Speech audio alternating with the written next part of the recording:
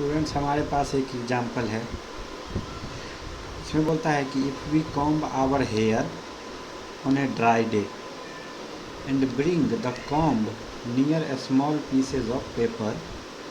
ये जो कॉम्ब होता है वो अट्रैक्ट करता है पेपर के पीस को। क्यों? जैसे ये हमारा कंघी है, ठीक है, इसको हमने क्या किया, अपने ड्राई हेयर पे, ये जो ड्राई हेयर है उस पर ऐसे करके घिस लिया इसको, तो कंघी को लेके गए छोटे छोटे पेपर के पीस के पास में। ये क्या करता है, पेपर को दूर से ही खींच लेता है। तो ऐसा क्यों होता है? तो देखो, सबसे पहले ये तो हमारा एक एग्जाम्पल है इस चीज़ का, फ्रिक्शनल इलेक्ट्रिसिटी का। क्यों? क्योंकि तुमने कंघी को अपने बालों पे, जो ड्राई हेयर है, सूखा हुआ बाल, उस पर घिसा है, तो फ्रिक्शनल इलेक्ट्रिसिटी है। और दूसरा, ये जो इसको कागज़ के पेपर को दूर से अट्रैक्ट करता है बिना टच किए, तो ये दूसरा चीज़ जो एग्जाम्पल है वो इंडक्शन का एग्जाम्पल है। देखो क्या होता है, जब भी हम अपने हेयर पे कॉम्ब को घिसते हैं, ये जो पॉजिटिवली चार्ज हो जाता है कॉम्ब के ऊपर जो है पॉजिटिव चार्ज आ जाता है। और फिर जब हम इसको क्या करते हैं, लेके जाते हैं पेपर के पास में, तो क्या होता है, पेपर के अंदर में इंडक्शन शुरू हो जाता है। ठीक है, तो मान लो ये पेपर है, तो इसका क्या होता है, ये कंघी पे तो प्लस प्लस चार्ज है, तो पेपर का जो इलेक्ट्रॉन है वो इसके पास में आ जाता है, तो इधर की तरफ डेफिशिएंसी हो जाता है, यानी ये प्लस चार्ज बन जाता है। समझिए? तो इसके अंदर क्या हो गया, ये इंड्यूस हो गया, यानी इंडक्शन हो गया। किसके अंदर? पेपर के अंदर। क्यों? क्योंकि इसके पास में अपना कंघी आया था जिसके ऊपर प्लस चार्ज था, तो ये एरिया में माइनस चार्ज बनेगा, ये में प्लस बनेगा। तो अब ये प्लस और माइनस के बीच में क्या होता है, देखो, प्लस और माइनस के बीच में क्या होगा, अट्रैक्शन होगा। इस कारण से क्या होता है, ये पेपर अट्रैक्ट होता है। समझ गए? तो हम क्या बोल रहे हैं कि ये दो चीज़ का एग्जांपल, एक तो फ्रिक्शनल इलेक्ट्रिसिटी का, क्यों? क्योंकि इसके ऊपर प्लस चार्ज बना, और दूसरा इंडक्शन का, क्योंकि ये पेपर के अंदर जो है एक तरफ इलेक्ट्रॉन को पुल कर लेता है, तो दूसरे तरफ इलेक्ट्रॉन की डेफिशिएंसी हो जाती है, कमी हो जाती है। तो उस कारण से ये जो रीडिस्ट्रीब्यूशन हो जाता है चार्ज का, जो हमारा चार्ज है मटेरियल के अंदर, वो एक जगह दूसरे जगह में बंटवारा हो जाता है, रीडिस्ट्रीब्यूशन हो जाता है। किसका? चार्ज का। क्यों? क्योंकि इसके पास में तुम एक नियर बाय चार्ज को लेके आए। नियर बाय चार्ज क्या था? कॉम्ब था। तो रीडिस्ट्रीब्यूशन किसके अंदर हो गया? पेपर के अंदर। तो इसको जो रीडिस्ट्रीब्यूशन होता है नियर बाय चार्ज के कारण, तो उसको हम क्या बोलते हैं? उसको हम बोल देते हैं इंडक्शन। तो क्या ये बात क्लियर है कि निगेटिव चार्ज जो कंघी के क्लोज में यहाँ पे आया, तो ये आपस में अट्रैक्ट करेगा। ठीक है, तो नेट अट्रैक्शन होगा कॉम्ब और पेपर के बीच में, उस कारण से ये पेपर को अट्रैक्ट कर लेगा। तो ये एग्जांपल हमने पहले लिया था, अभी इसका रीजन बता दिया गया है। दूसरा बात क्या है कि does the attraction between the comb and the piece of paper last for longer period of time. बोलता है ये जो अट्रैक्ट किया पेपर को कंघी ने, ये क्या बहुत देर तक रुकेगा? तो इसका आंसर है नो। क्यों? क्योंकि देखो, जब ये था कॉम्ब, उसके ऊपर क्या था? प्लस चार्ज था। तो बहुत समय के बाद में क्या होता है, इसके ऊपर नेट चार्ज था। Net charge on comb is lost after some time. क्यों? क्योंकि जो भी इसके ऊपर एक्सेस चार्ज था, कॉम्ब के पास में जो भी एक्सेस चार्ज था, प्लस वाला चार्ज, तो वो क्या करता है, वो या तो अर्थ को दे देता है। कैसे? बीच में कौन आता है? हम जो कंघी को पकड़े हुए हैं, तो ह्यूमन का जो बॉडी है उसके थ्रू आता है और अर्थ में चला जाता है। तो कुछ समय के बाद में ये जो नेट चार्ज था कॉम्ब पे, वो ख़त्म हो जाएगा। तो इसलिए इस कारण से बाद में ये अट्रैक्शन हट जाएगा। अब एक क्वेश्चन आता है कि can two similarly charge body attract each other. तुमने पढ़ा है कि अगर प्लस और प्लस वाला चार्ज है तो एक दूसरे को रिपेल करता है, क्या ये हमेशा होता है, या ऐसे कुछ केस होते हैं जिसमें सिमिलरली चार्ज बॉडी हो तब भी वो एक दूसरे को अट्रैक्ट कर रहा हो? इसका आंसर है यस। यानी जो दो सिमिलर चार्ज वाले बॉडी हैं वो भी एक दूसरे को अट्रैक्ट कर सकते हैं। कब? जब charge on one body Q1 is much much greater than another body. ये Q1 के ऊपर जो चार्ज है पहले बॉडी के ऊपर वो Q2 से बहुत बहुत ज़्यादा है, और ये दोनों इतने क्लोज में हैं, ये जो दूरी है इनके बीच का डिस्टेंस वो काफ़ी कम है, ये जो डिस्टेंस है वो बहुत कम है। उस कारण से क्या होता है? उस कारण से ये होता है जो ये Q1 है, ठीक है, Q1 और ये इसके ऊपर जो बड़ा चार्ज होता है वो दूसरे चार्ज के ऊपर, देखो तुम जानते हो ये चार्ज आएगा, ये प्लस चार्ज है और ये काफ़ी बड़ा प्लस चार्ज है, ये अपने पास वाले बॉडी के ऊपर क्या करेगा? ये इंड्यूस करना शुरू करेगा इधर के तरफ माइनस, तो ये इसके इलेक्ट्रॉन को खींचेगा तो एक तरफ बनेगा प्लस, एक तरफ बनेगा माइनस। नेट चार्ज अभी भी जितना था उतना ही है, लेकिन ये इलेक्ट्रॉन को अपने पास में खींच लेगा। तो क्या होता है, ऐसा हो जाए कि इनके बीच में जो लग रहा था पहले रिपल्सन, ठीक है, रिपल्सन का जो फोर्स लग रहा था, फोर्स ऑफ रिपल्सन, उसके मुकाबले अगर क्या होगा कि जो इंडक्शन के कारण से जो फोर्स ऑफ अट्रैक्शन आ गया, फोर्स ऑफ अट्रैक्शन किसके कारण से? इंडक्शन के कारण से, वो अगर ज़्यादा हो जाए, समझ रहे हो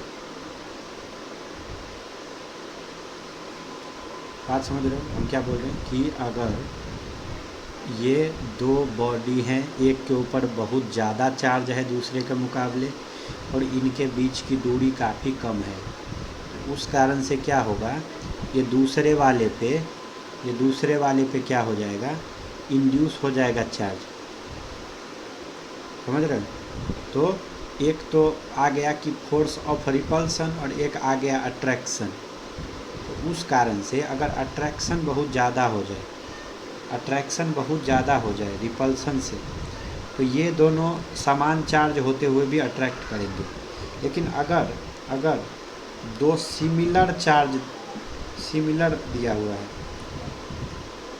सिमिलर है पॉइंट चार्ज, यानी इसके ऊपर भी Q चार्ज है, इसके ऊपर भी Q चार्ज है, प्लस है तो प्लस ही है, या माइनस है तो माइनस ही है, सेम चार्ज है, यानी ज़्यादा मात्रा नहीं है, बहुत ज़्यादा, तो नेवर अट्रैक्ट करेगा ये, क्योंकि ये लाइक चार्ज का प्रॉपर्टी है कि हमेशा रिपेल करे। लेकिन हमने एक स्पेशल केस देखा जब अट्रैक्ट कर रहा था, कब? जब एक चार्ज बहुत बड़ा हो और दोनों के बीच की दूरी बहुत कम हो, तो इंडक्शन जो था वो किसको सुपरसीड कर जा रहा था? Repulsion force. उस केस में अट्रैक्ट भी कर सकता है। अगर तुमसे पूछा जाए कि does in charge the mass of a body change, अगर चार्ज दिया जा रहा है तो मास बदलता है क्या? बात सही है, यस, इसका आंसर है यस, मास बदलता है। क्यों? क्योंकि चार्जिंग कर रहे हो किसी के ऊपर चार्ज दे रहे हो, तो या तो तुम माइनस चार्ज दे रहे होगे या प्लस चार्ज दे रहे होगे। माइनस दे रहे हो इसका मतलब इलेक्ट्रॉन ऐड कर रहे हो, और अगर प्लस बना रहे हो यानी इलेक्ट्रॉन रिमूव कर रहे हो, तो इलेक्ट्रॉन रिमूव कर रहे हो। दोनों ही केस में इलेक्ट्रॉन के पास कुछ ना कुछ तो मास होता ही है, मास तो चेंज होगा ही, या तो बढ़ेगा या घटेगा। माइनस करोगे तो बढ़ेगा, प्लस करोगे तो प्लस चार्ज लाओगे तो इलेक्ट्रॉन निकलेगा तो कम हो जाएगा। अब बात और निकल के आता है कि अगर सॉकेट जो होता है तुम देखते होगे, ठीक है, कभी भी ऐसा करके आयरन देखे होगे, ये 3 सॉकेट रहता है ऐसा, ठीक है, एक प्लस एक माइनस, एक क्या रहता है जो ग्राउंडिंग दिया रहता है, ये ग्राउंड। देखो क्या होता है, बॉडी ग्राउंड इसको बोलते हैं एक्चुअली। जब भी फ्रिज देखोगे या आयरन देखोगे जो ज़्यादा पावर रेटिंग का रहता है, जिसमें ज़्यादा पावर रेटिंग का डिवाइस रहता है, उसके अंदर ये बॉडी ग्राउंड, लैपटॉप में भी देखोगे चार्जर में 3 पिन रहता है। क्यों रहता है? इसको बोलते हैं बॉडी ग्राउंड। देखो कोई भी जो डिवाइस है, तो इस कारण से क्या होता है कि अगर ये कुछ भी, मान लो कोई भी कनेक्शन है, ठीक है, मान लो फॉल्टी कनेक्शन हो, उस कारण से क्या होता है, कुछ मात्रा में चार्ज है वो इसके बॉडी पे जमा हो जाता है, बॉडी पे चार्ज आ जाता है। तो अगर इसका बॉडी के चार्ज को हम अर्थिंग ना दे दें तो क्या होगा, ये बॉडी पे ही चार्ज रहेगा। और जब भी तुम फ्रिज का दरवाज़ा खोलने जाओगे तुमको झिनझिनाएगा, हाथ मारेगा। क्यों? क्योंकि इसके ऊपर चार्ज है। तो जब भी यूजर टच करेगा इसको, अप्लायंस को, अप्लायंस मतलब डिवाइस को, इस सिचुएशन में क्या होगा, इसके ऊपर जो चार्ज एक्यूमुलेट था किसी फॉल्टी कनेक्शन के कारण, जो बॉडी के ऊपर चार्ज जमा हो गया था, एक्यूमुलेट हो गया था, उस कारण से जब भी तुम टच करोगे तो हो सकता है कि मे बी तुमको शॉक लगे, इलेक्ट्रिक शॉक लगे। इस कारण से हम लोग क्या करते हैं, एक तीसरा होल भी देते हैं, कनेक्शन देते हैं, ताकि जो भी बॉडी के ऊपर में चार्ज जमा हो गया है वो ग्राउंड में चला जाए और तुम जब भी टच करो तो तुमको करंट ना लगे। चलो, अब बात निकल के आता है कूलाम का नियम। देखो ये कूलाम का नियम क्या दिखाता है, ये चार्ल्स ऑगस्टीन कूलाम थे, साइंटिस्ट एक, जो 1785 ईस्वी में इन्होंने इसको लॉ को दिया था, खोज किया था। इसने देखा था कि दो चार्ज स्फीयर के बीच में, ये दो स्फीयर है मान लो, इनके ऊपर कुछ ना कुछ क्या है, चार्ज है। मान लो है ये Q1, ये है Q2, ठीक है। और इनका जो डिस्टेंस है बीच का, दोनों चार्ज के बीच का जो डिस्टेंस है वो इनके रेडियस के मुकाबले बड़ा था। क्या था? इनके बीच का जो डिस्टेंस है वो क्या था, वो बड़ा था काफ़ी, किससे, साइज ऑफ स्फीयर से। स्फीयर के ऊपर में चार्ज था और इनके बीच का जो दूरी था, सेपरेशन, वो ज़्यादा था। तो दूरी अगर ज़्यादा हो जाए साइज से तो हम इसको पॉइंट मान सकते हैं। तो इसको हम क्या नाम दे दिए, पॉइंट चार्ज बोल दिए। किसको? स्फीयर को। क्यों? क्योंकि ये बहुत दूरी पे है, छोटा सा रेडियस है, इसको लगभग पॉइंट मान लिया उसने, ठीक है। चलो, तो कूलाम ने जो देखा, ऑब्जर्व किया, जब वो अपना टॉर्सन बैलेंस का स्टडी कर रहा था। टॉर्सन बैलेंस यानी टॉर्सन क्या होता है, ये हम रोटेशन चैप्टर में देखेंगे। ऐसा ऐंठना, जैसे कपड़े को तुम ऐंठ देते हो ना, सुखा पानी गाड़ने के लिए, उसको बोलते हैं टॉर्सन, घुमा घुमा के मोड़ देना। टॉर्सन तराजू के बारे में वो पढ़ रहा था उस समय, उसने ये देखा कुछ, क्या देखा, देखो ये देखा कि ये दोनों चार्ज एक दूसरे के ऊपर फोर्स एक्जर्ट करते हैं, और ये जो इलेक्ट्रिक फोर्स होता है जो एक चार्ज दूसरे चार्ज पे लगाता है, electric force exerted by one point charge on another जो है वो क्या होता है, तो वो इन दोनों को ज्वाइन करने के वाले लाइन के अलोंग लगता है, acts along the line between the charges. दूसरा बात जो बोला, force varies inversely as the square of distance between charge. तीसरा बात जो बोला, force is proportional to product मतलब होता है गुना, प्रोडक्ट ऑफ चार्जेज। सिंपल सा बात है, फोर्स अट्रैक्टिव कब होगा? जब चार्ज का अपोजिट साइन रहे, यानी एक अलग रहे, एक अपोजिट साइंस के हों। और रिपल्सिव कब होगा?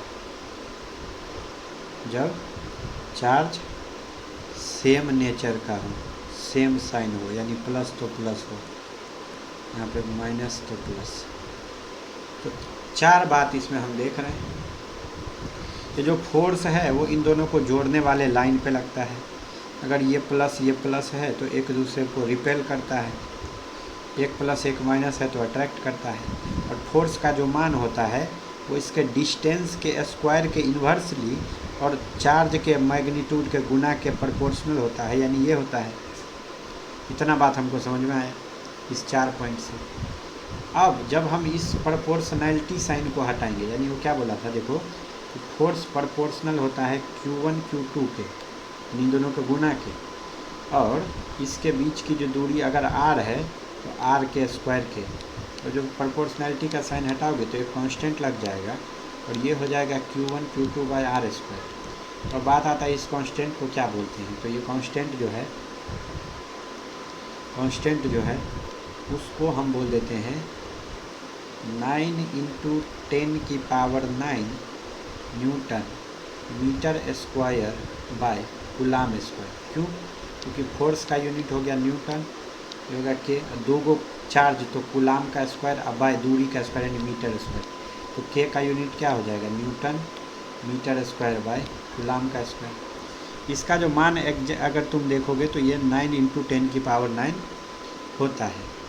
ठीक है, अब देखो,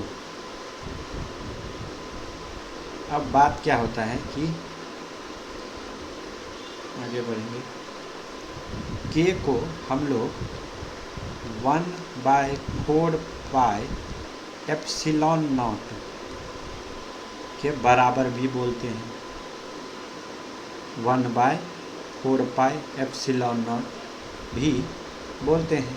तो 1/4πε0 का मान भी कितना होगा? 9 × 10⁹ ये बात समझ गए? ठीक है, तो अब बात आता है कि फिर ये ε0 क्या है। देखो ε0 जो होता है उसको हम बोलते हैं permittivity of free space, permittivity of free space. और ये जो ε0 का मान होता है वो होता है 8.854 × 10⁻⁻12 coulomb square by newton metre square. ध्यान से देखो, इसका यूनिट उसके यूनिट का उल्टा है, के यूनिट का उल्टा। समझ गए? ε0 का मान समझ गए तुम, और के का मान समझ चुके हो। ε0 किसको बोलते हैं? बोलते हैं परमिटिविटी ऑफ फ्री स्पेस। तो अब हम लोग कूलाम के नियम के बारे में कुछ पॉइंट लिखेंगे। ठीक है, देखो सबसे पहले जो बात आता है, जो हमारा कूलाम का नियम है वो हमको क्या देता है? तो वो हमको देता है ये जो 2 चार्ज होते हैं, 2 पॉइंट चार्ज जो होते हैं, इंटरेक्शन कैसे करते हैं आपस में, उसके बारे में हमको बताता है। Interaction between 2 point charge. ठीक है, अगर ये जो 2 चार्ज होंगे, व्हेन 2 चार्ज एक तीसरे चार्ज पे सेम टाइम पे फोर्स लगाने लगे, समझे? मान लो 2 चार्ज है, ये है Q1 और ये है Q2, और ये एक तीसरा चार्ज है Q3, इस पे सेम टाइम पे अगर फोर्स लगाने लगे, तो मान लो ये फोर्स है F1 और ये फोर्स है F2 इस बॉडी पे, 3 वाले बॉडी पे। तो बात ये होगा कि जो नेट फोर्स आएगा, ठीक है, जो टोटल फोर्स आएगा, टोटल फोर्स जो आएगा वो आएगा vector sum of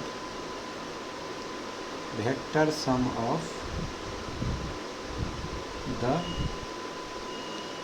two forces. अब ये तो तब है जब दो चार्ज एक तीसरे चार्ज पे लगा रहा है। ऐसा भी हो सकता है कि बहुत से चार्ज रखे हों और किसी एक पॉइंट चार्ज पे तुमको निकालने को हो जाए।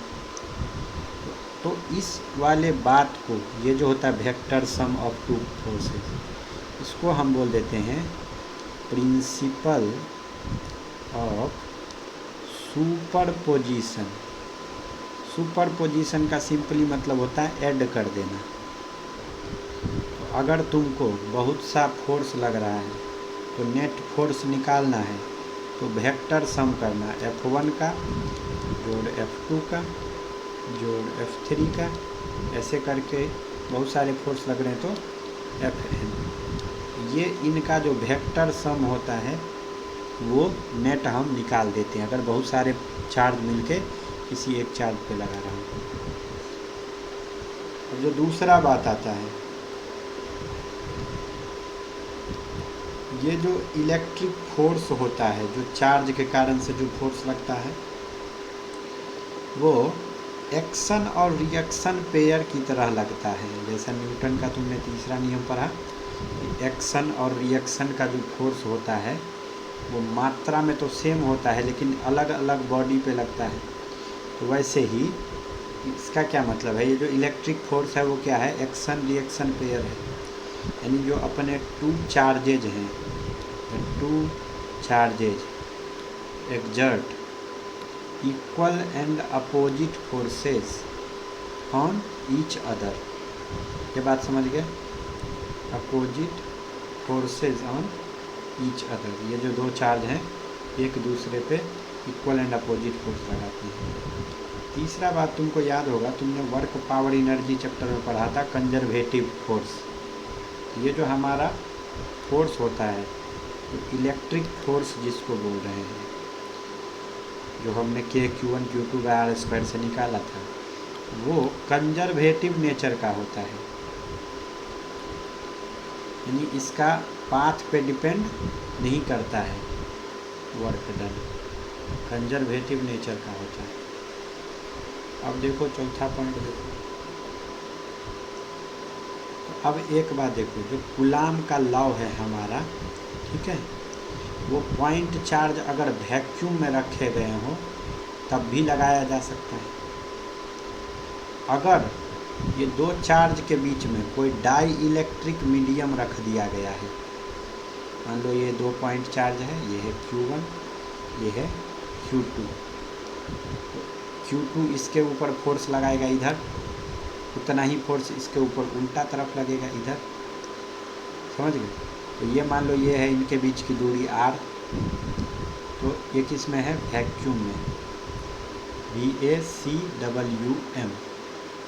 लेकिन अगर इफ़ कोई डाई इलेक्ट्रिक मीडियम आ जाए, some dielectric is present in space between the charges,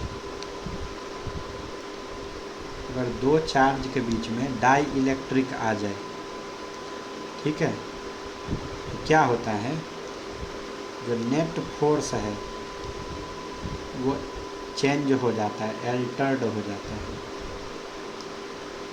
क्यों अल्टर्ड हो जाता है, क्योंकि जो इनके बीच का जो मीडियम आ गया, अभी मीडियम अगर तुमने ला दिया चार्ज के बीच में, मीडियम अगर तुमने रख दिया डाई इलेक्ट्रिक, तो इस कारण से क्या होता है, डाई इलेक्ट्रिक मीडियम का जो मॉलिक्यूल है वो इंड्यूस हो जाता है। यानी उसके अंदर क्या होता है, इंडक्शन हो जाता है। ये जो हमारा मीडियम था उसके, तो अब जो फोर्स लगेगा, वो नया लगेगा, तो उसको Fe' से दिखा रहे हैं। तो वो कितना लगेगा, देखो वैक्यूम में था तो कितना लगता था, K Q1 Q2/r²। इसी को तुम बोलते थे 1/4 एप्सिलॉन नॉट Q1 Q2/r² लगता था ये फोर्स। लेकिन अब कितना लगेगा, तो ये लगता था जब ये वैक्यूम में था, समझ गए। यानी K जो था, K वो पहला बात तो डायमेंशन लेस कांस्टेंट था, इसका मान केवल 9 × 10⁻9 होता था। दूसरा चीज़, ये जो डिपेंड करता है वो मीडियम पे डिपेंड करता है, डिपेंड्स ऑन द मीडियम।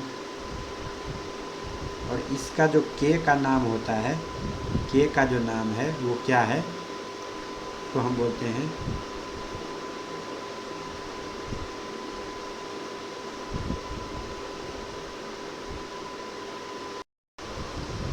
देखो ये हमारा वो K नहीं है जिसका हमने डायमेंशन दिया था यहाँ पे, ये वाला K, इसको स्मॉल k से तुम दिखा सकते हो। सिंपल सी बात ये समझो कि जब डाई इलेक्ट्रिक मीडियम आ जाता है तो हमारा फोर्स जो नया वाला है वो पुराने वाले फोर्स से घट जाता है। कितना गुना कम हो जाता है, तो मान लो K गुना कम हो जाता है। तो जो K आएगा ना वो एक डायमेंशन लेस कांस्टेंट आएगा जो कि मीडियम पे डिपेंड करेगा, और उसको बोलेंगे हम डाई इलेक्ट्रिक कांस्टेंट। इसी का नाम हम देंगे dielectric constant of medium. तो अगर तुमको बोले कि किसी मीडियम का डाई इलेक्ट्रिक कांस्टेंट 4 है, पहले फोर्स वैक्यूम में 10 लग रहा था, तो अब फोर्स कितना लगेगा, तो तुम कहोगे 10/4 यानी 2.5। तो होता क्या है, देखो होता ये है कि पहले जो हमारा फोर्स था वो था 1/4 एप्सिलॉन नॉट Q1 Q2/r²। तुम ये K जो था उससे कंफ्यूज मत हो जाओ, यहाँ पे हम नए K की बात करें। मान लो वो पुराना K छोटा वाला था, ठीक है, ये बड़ा वाला K है। बड़ा K से हम दिखा रहे हैं अभी dielectric constant of medium को। तो हमारा फोर्स कितना गुना कम हो जाएगा, तो Fe/K टाइम्स, यानी पहले Fe कितना था, तो ये था 1/4 एप्सिलॉन नॉट K गुने Q1 Q2/r²।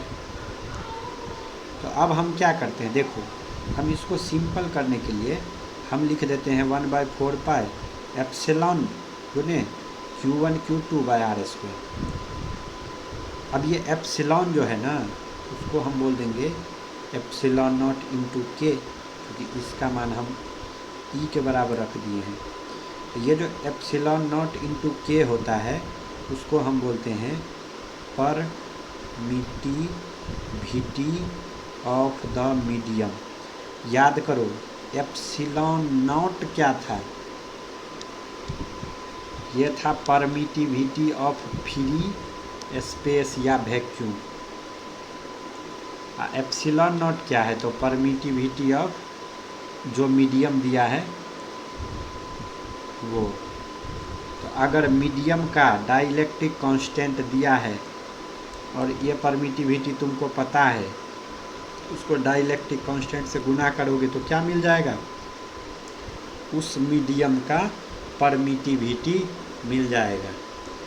तो एक बात तो तुम समझ गए, क्या समझ गए, कि जो डाइलेक्ट्रिक मीडियम के अंदर फोर्स होता है वो कम हो जाता है। कितना कम हो जाता है, तो K गुना कम हो जाता है। K क्या है, K जो है वो है डाइलेक्ट्रिक कांस्टेंट मीडियम का। कैसे निकालते हैं, तो वो उसको मीडियम का परमिटिविटी बट्टे वैक्यूम में परमिटिविटी, इसका रेशियो को हम बोल देते हैं डाइलेक्ट्रिक कांस्टेंट। समझ रहे हो, ये क्या है, डाइलेक्ट्रिक कांस्टेंट। तो दिया रहता है क्वेश्चन। अब कुछ बात जो अपने को समझने हैं वो ये कि लामी का थ्योरम तुमने पढ़ा होगा न्यूटन्स लॉज ऑफ मोशन नाम के चैप्टर में। कई बार बेसिक मैथ में पढ़ाते हैं, but mainly Newton's laws of motion में पढ़ाते हैं। क्या पढ़ाते हैं उसका रिवीजन कर लेते हैं एक बार। तो मान लो ये एक फोर्स है F1, ये एक फोर्स लग रहा है F3 और ये एक फोर्स लग रहा है F2। F1 के सामने का एंगल है अल्फ़ा, F3 के सामने का एंगल है गामा, F2 के सामने का एंगल है बीटा। तो लामी का जो थ्योरम था वो ये था कि अगर 3 कनकरेंट फोर्स हों, यानी तीनों फोर्स सेम पॉइंट से जा रहे हैं, उसके लिए ये लगता था। तो अगर इफ़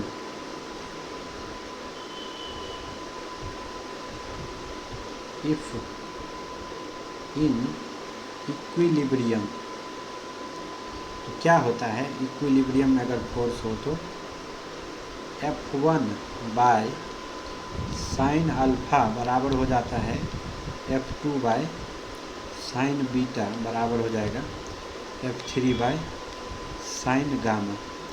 तो जब भी हम लोग इलेक्ट्रोस्टैटिक्स का प्रॉब्लम सॉल्व करेंगे लामी का थ्योरम अपने लिए बहुत इम्पोर्टेंट आएगा, यूज पड़ेगा। ये समझ गए तुम? चलो अब अगला पॉइंट क्या है। अब मान लो एक चार्ज है Q1 और दूसरा चार्ज है Q2 और इसका जो है तुमको पोजीशन का वेक्टर दिया हुआ है। पोजीशन वेक्टर मान लो है R1 और Q2 का जो पोजीशन वेक्टर है, अब ये क्या होता है ये हमने कहाँ पढ़ा है, काइनेमेटिक्स और वेक्टर चैप्टर में। तो Q1 और Q2 जो है पोजीशन वेक्टर है, उस Q1 का R1 और Q2 का R2। तो अगर तुमको फोर्स निकालना है, कौन सा फोर्स निकालना है, तो इलेक्ट्रिक फोर्स निकालना है। किस पे? ऑन चार्ज Q1 वाले चार्ज पे निकालना है। किसके कारण निकालना है, तो ड्यू टू चार्ज Q2, यानी Q2 Q1 पे कितना फोर्स लगा रहा है। तो इसको अगर हम बोल देंगे F1, ये कितना हो जाएगा, तो ये हो जाएगा K यानी 1/4 pi epsilon naught Q1 Q2 bye. अब देखो यहाँ पे जब हम R² लिखते थे तो केवल मैग्नीट्यूड का स्क्वायर लिखते थे। यहाँ पे अगर तुम वेक्टर फॉर्म में बात कर रहे हो तो हमारा फोर्स का इक्वेशन हो जाएगा K Q1 Q2 R vector by R vector का क्यूब। क्यों? क्योंकि R वेक्टर तो दिशा देगा, उसको R वेक्टर का क्यूब जो मॉड से कर दिए तो एगो मॉड ऊपर में था उसको खा गया, तो खाली दिशा बचा, तो नीचे कितना बचेगा, R² ही बचेगा। तो चूँकि फोर्स वेक्टर होता है इसीलिए इसका हम वेक्टर नोटेशन में यूज करेंगे। तो हमारा कुलाम का लॉ हो जाएगा K Q1 Q2 R vector by mod of R vector का क्यूब। समझे क्या? चलो, क्योंकि R वेक्टर में तो एक मॉड है ही, नीचे में 3 है तो कट के 2 बचा। यहाँ से हमको दिशा दिख जाएगा। तो दिशा क्या है भाई, तो ये देखो 1 पे निकाल रहे हो 2 के कारण, तो R1 माइनस R2 ये हो गया वेक्टर, बटे R1 माइनस R2 जो वेक्टर निकला उसका मॉड का क्या कर देंगे, क्यूब कर देंगे। अगर तुमको force on Q2 due to charge Q1 निकालना है तो क्या करोगे, तो इसको अगर F2 निकालोगे due to 1, F1 due to 2, F2 due to 1, ये हो जाएगा 1/4 pi epsilon naught Q1 Q2 by R2 minus R1 vector का क्यूब। यहाँ पे हो जाएगा R2 माइनस R1 वेक्टर। तो ये बात तुम समझे कि पहले किसका पोजीशन रखते हैं, जिस पे निकालना है उसका पोजीशन पहला रखते हैं। क्लियर है? चलो देखो, तो हमने यहाँ पे जो देखा है तो क्या देखा है कि अगर हमको फोर्स निकालना है किस चार्ज पे, Q2 चार्ज पे, किसके कारण से, ड्यू टू चार्ज Q1, इसको हमने क्या नाम दिया था, फोर्स ऑन 2 ड्यू टू 1। ये जो होता है वो होता है 1/4 4 पाई epsilon naught Q1 into Q2 divided by R2 minus R1, ये जो वेक्टर आएगा उसका मॉड ले लो और उसका क्यूब कर दो, गुने R2 माइनस R1 जो वेक्टर है वो। तो यहाँ पे तो देखो सिंपली बात ये रहेगा कि तुमको वेक्टर दिया रहेगा पोजीशन वेक्टर, या नहीं तो कोऑर्डिनेट दिया रहेगा, ठीक है। मान लो Q2 जो रखा हुआ है उसका पोजीशन वेक्टर है R2, तो पोजीशन वेक्टर कैसे दिया रहता है, एक्स आई कैप, वाई जे कैप और जेड के कैप। इसी को तुमको कभी कभी कोऑर्डिनेट का टर्म्स में दे दिया रहता है, x2 y2 z2। वैसे अगर Q1 का पोजीशन R1 है तो कैसा लिखा दे सकता है, या तो position vector x1 y1 z1, या नहीं तो सीधा कोऑर्डिनेट दे देगा x1 x2 sorry x1 y1 और z1, ऐसे दिया रहेगा। तो सिंपल सा बात है। कुछ क्वेश्चन देखो इसके ऊपर, कूलाम के नियम के ऊपर क्वेश्चन दिया है कि what is the smallest electric force between two charge placed at a distance 1 metre. अब देखो स्मॉलेस्ट इलेक्ट्रिक फोर्स बोल रहा है, फोर्स होता क्या है Q1 Q2 by are square into के। तो हमको फोर्स अगर स्मॉलेस्ट चाहिए तो हमको जो दोनों ही चार्ज है Q1 और Q2 इसका भी स्मॉलेस्ट वैल्यू लेना पड़ेगा।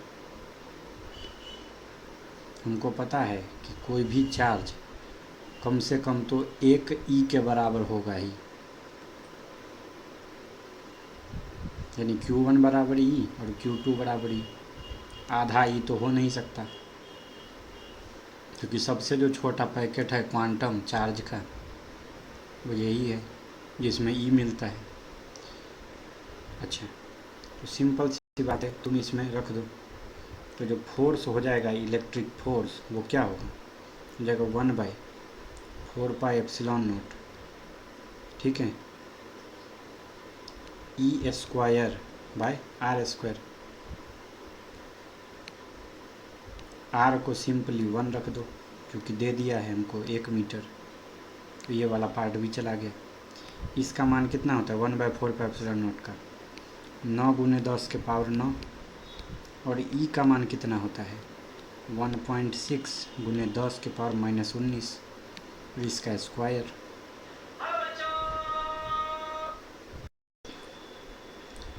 तो इसको जैसे ही तुम सॉल्व करोगे तुमको जो फोर्स का मान आएगा जो कि सबसे मिनिमम आएगा वो 2.304 गुने 10 की पावर -28 न्यूटन के बराबर फोर्स आ जाएगा। या और यही फोर्स क्या है, मिनिमम है, जो अगर दो पार्टिकल 1 मीटर की दूरी पे रखे हुए हों उनके बीच में लगेगा।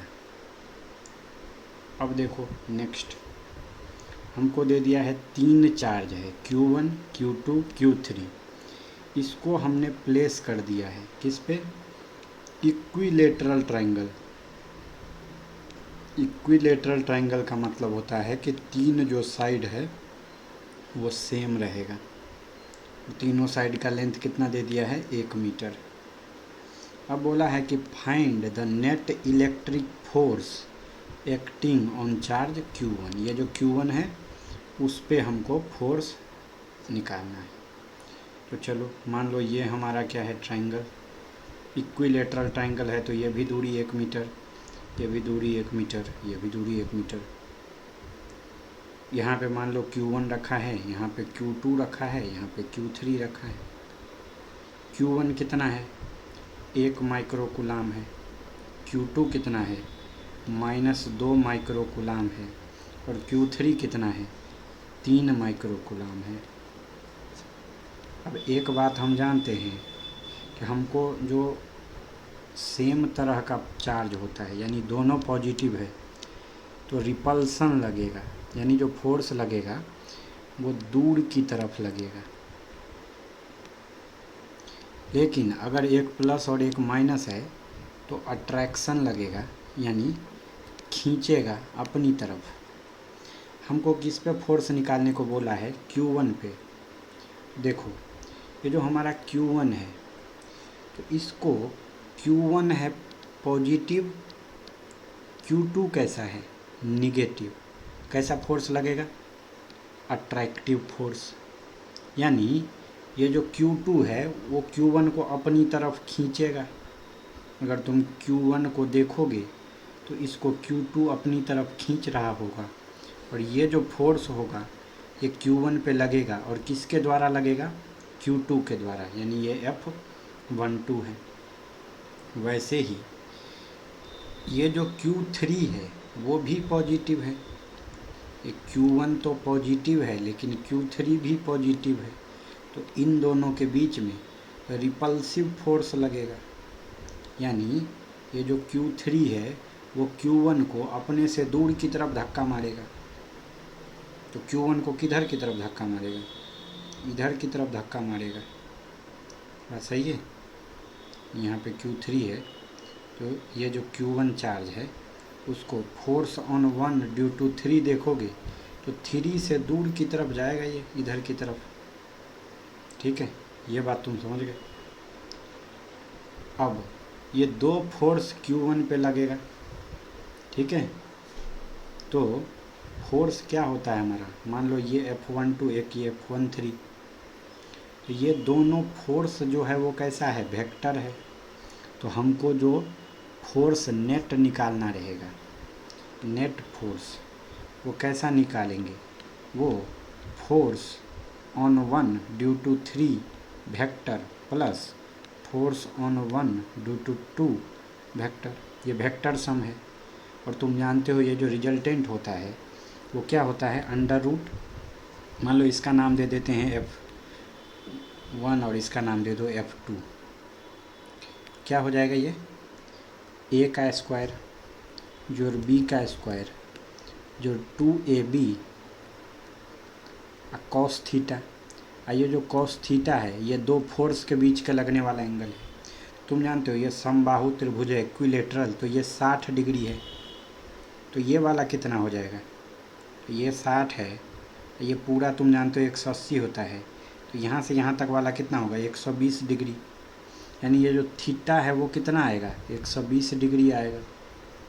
तो अगर हम ये दोनों फोर्स का अब सीधा सीधा मान निकाल लें, F1 ड्यू टू 3 और F1 ड्यू टू 2, इसका मान अगर निकाल लें तो हमको नेट फोर्स भी हम निकाल पाएंगे। तो कैसे निकलेगा? निकलेगा K Q1 Q3 Q1 गुने Q3 बाय R का स्क्वायर। R यहाँ पे सेम है, 1 है।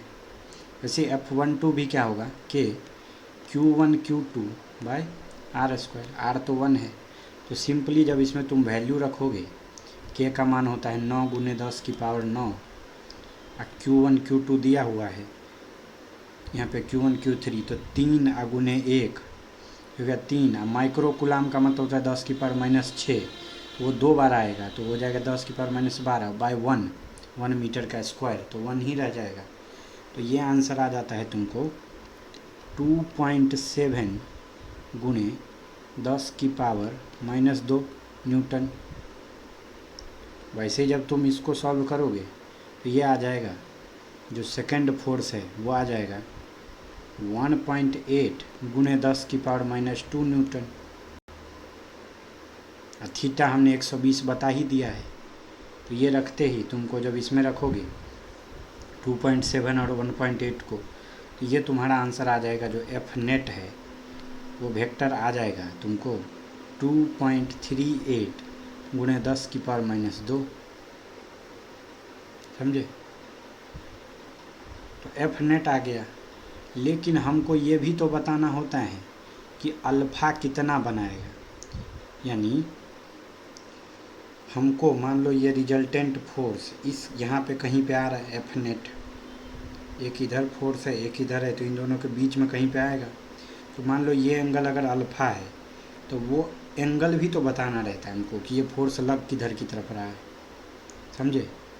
तो जब तुम ये देखोगे क्या चीज़, जो फोर्स देखोगे कि कितना 10 अल्फ़ा, जब देखोगे तो ये हो जाएगा, तुमने यहाँ पे क्या दिया था, ये दिया था F1 और ये दिया था F2, तो इनके बीच में तो 120 डिग्री था, लेकिन ये जो रिजल्टेंट फोर्स आएगा वो ये एंगल, अगर तुमने अल्फ़ा बोला तो वो अल्फ़ा कितना आएगा, तो 10 अल्फ़ा हो जाएगा F2 का साइन कंपोनेंट 120 वाला, बटे F1 जोड़ F2 का कॉस 120 कंपोनेंट। ये बात समझे। ये कहाँ से आता है, ये हमने वेक्टर चैप्टर में पढ़ा है कि हमारा रिजल्टेंट कितना एंगल बनाता है। ठीक है, यहाँ से तुमको ये आना चाहिए। तो हमको यहाँ से जो अल्फ़ा का मान है वो सीधा सीधा नहीं आता है, वो कैलकुलेटर का यूज करने से आता है, क्योंकि डेटा जो है काफ़ी कॉम्प्लिकेटेड है। 79.2 डिग्री, यानी हम क्या बोल सकते हैं कि जो नेट फोर्स लगा इन दोनों फोर्स के कारण, एक तो Q2 चार्ज के कारण और एक Q3 चार्ज के कारण, किस पे, Q1 पे। तो नेट फोर्स ऑन जो Q1 है वो मान हमने पिछले में निकाला है 2.38 गुने 10⁻² न्यूटन, जो कि कितने एंगल पे लग रहा है, तो at an angle 79.2 degree with कौन सा लाइन, तो विथ लाइन जो हमारे Q1 को Q2 से जोड़ रहा है, विथ और लाइन जो कि ज्वाइन कर रहा है किसको, ज्वाइनिंग Q1 टू Q2। तो देखो इसमें से देख के इतना कंफ्यूज होने का ज़रूरत है नहीं, हमको बेसिक समझ में आना चाहिए कि फोर्स का जो मान कैसे निकालते हैं, और वेक्टर थोड़ा सा आना चाहिए कि वेक्टर सम कैसा करते हैं, समझे। तो अब हम नेक्स्ट देखेंगे,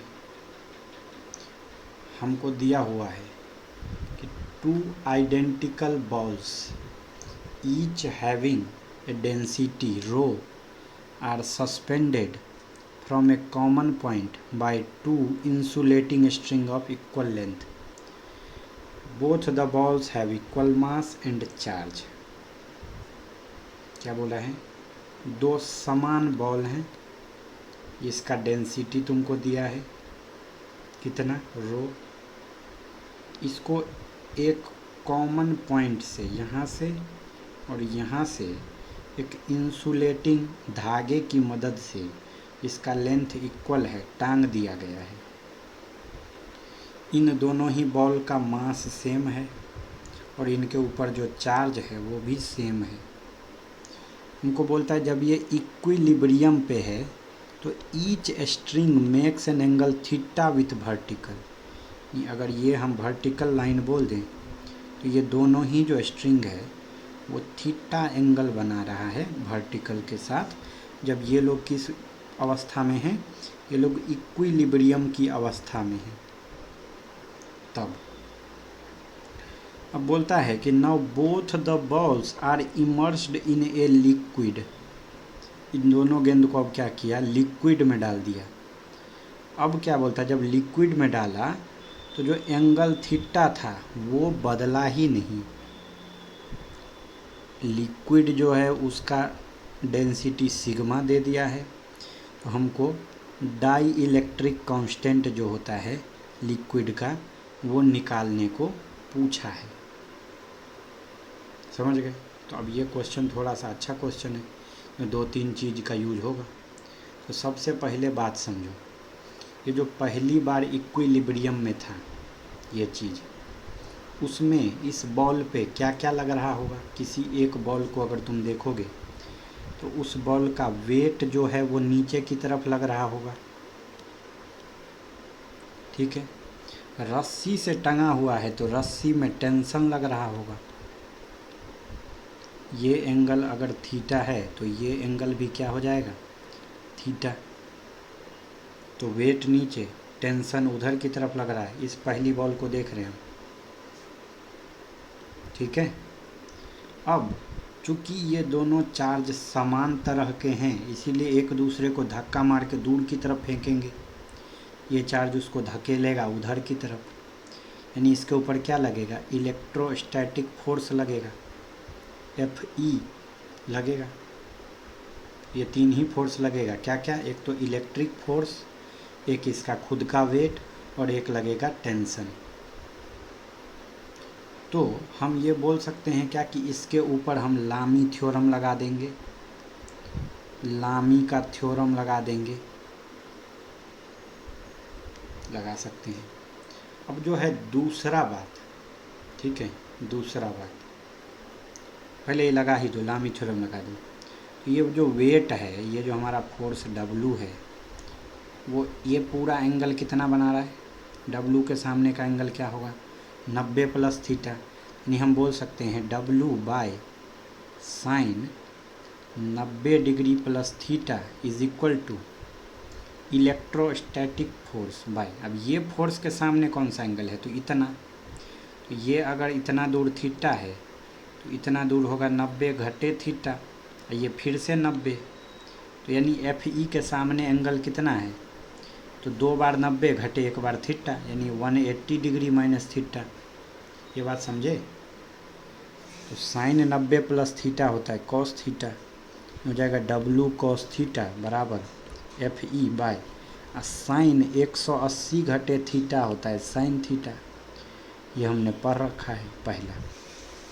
अब क्या बोला देखो, अब ये बोला है ये कि जब दूसरी बार गया, जब इसको हमने लिक्विड के अंदर डुबा दिया, बॉल को किसी लिक्विड जिसका कुछ डाइलेक्ट्रिक कांस्टेंट K है उसमें डुबा दिया, K जो है वो क्या हमने माना यहाँ पे, लिक्विड जिसमें डुबाया उसका डाई इलेक्ट्रिक कांस्टेंट। तो तुम जानते हो कि लिक्विड में डुबाने से 2 चीज़ लगने लगेगा, क्या क्या, एक तो बुआंसी फोर्स लगेगा ऊपर की तरफ, और दूसरा हम जानते हैं कि हमारा इलेक्ट्रिक फोर्स था जो अब नया वाला जिसको हम Fe डैश बोलेंगे, वो पहले वाले का क्या हो जाएगा, डिवाइडेड बाई जो Fe डैश होगा वो Fe बट्टे K हो जाएगा, क्योंकि हमने पढ़ रखा है कि डाई इलेक्ट्रिक में जाने से फोर्स कम हो जाता है, Fe बाई K टाइम्स। तो अब जब दूसरी बार देखोगे तो क्या होगा, तो जब इन लिक्विड देखोगे तुम, तो अब जो वेट लग रहा है नीचे की तरफ नेट वेट, वो एपेरेंट वेट लगेगा, क्योंकि बुआंसी तो थोड़ा ऊपर लगने लगा। तो इन लिक्विड, इसको हम W डैश बोल दें और इसको Fe डैश बोल दें, तो वो by cos theta is equal to बोल रहा है Fe बाई साइन थीटा। और ऐसा ये क्यों बोल रहा है, क्योंकि क्वेश्चन में दिया है कि एंगल चेंज नहीं हुआ पानी में डुबाने के बाद भी, तो इसको हमने अपना दूसरा इक्वेशन मान लिया। तो यहाँ से हम क्या बोल सकते हैं, देखो हम ये बोल सकते हैं कि जब तुम फर्स्ट और सेकंड इक्वेशन को डिवाइड करोगे तो ये दोनों कट जाएगा, ये दोनों कट जाएगा। जब 1 और 2 को डिवाइड करोगे तो क्या आ जाएगा, जब तुम डिवाइड कर दोगे, डिवाइडिंग इक्वेशन 1/2, तो आ जाएगा W by W dash is equal to Fe by Fe dash, ठीक है। हाँ, Fe बाई Fe डैश को अभी हमने क्या बोल दिया था, डाई इलेक्ट्रिक कांस्टेंट K के बराबर, ये हो गया K।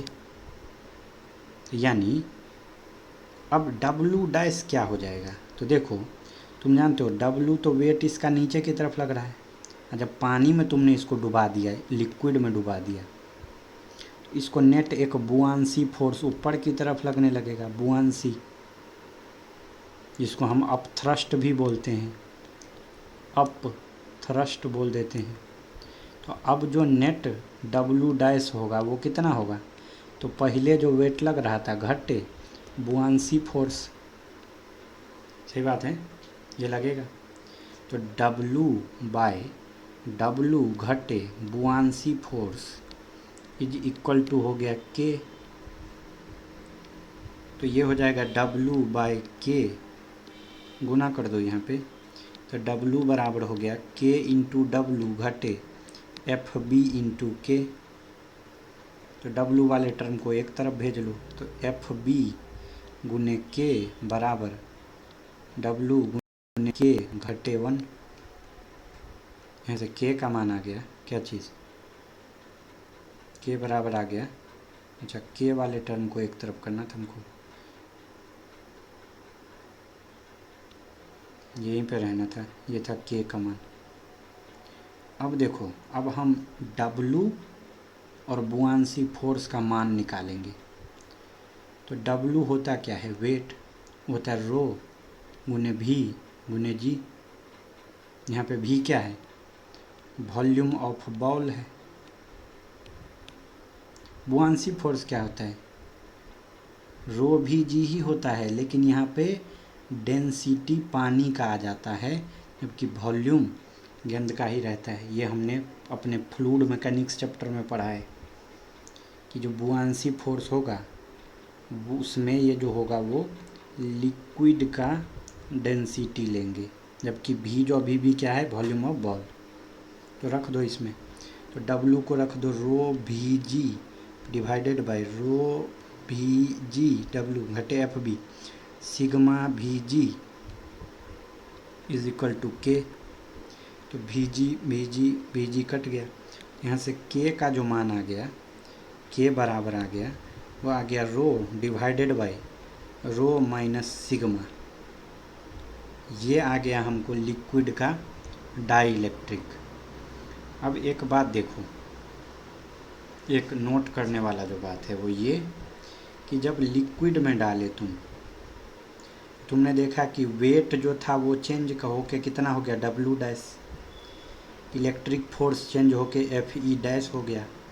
सिंपल सी बात है, टेंशन में भी क्या आया होगा, चेंज ज़रूर आएगा। तो टेंशन भी क्या हो जाएगा, चेंज हो जाएगा। तो हमने इस क्वेश्चन को सॉल्व कर दिया और कुछ बहुत ही ख़ास बात भी सीखा है, समझ गए। तो अब देखो, कूलाम के नियम के ऊपर बहुत सारा क्वेश्चन बनता है, बेसिक क्वेश्चन KQ1 Q2/R² लगाने वाला। तो वो ऑल अबाउट क्या है, वो प्रैक्टिस है। तुम प्रैक्टिस करो तो तुम सीखोगे, जो डाउट आएगा वो पूछो। रूल तो वही है KQ1 Q2/R², ठीक है। तो हमने कुछ डिफ़िकल्ट सवाल देखे हैं, तुम इजी सॉल्व करो नीट का क्वेश्चन पेपर में से। तो थैंक यू। इससे आगे हम लोग इलेक्ट्रिक फील्ड स्टार्ट करेंगे अपने नेक्स्ट वीडियो में।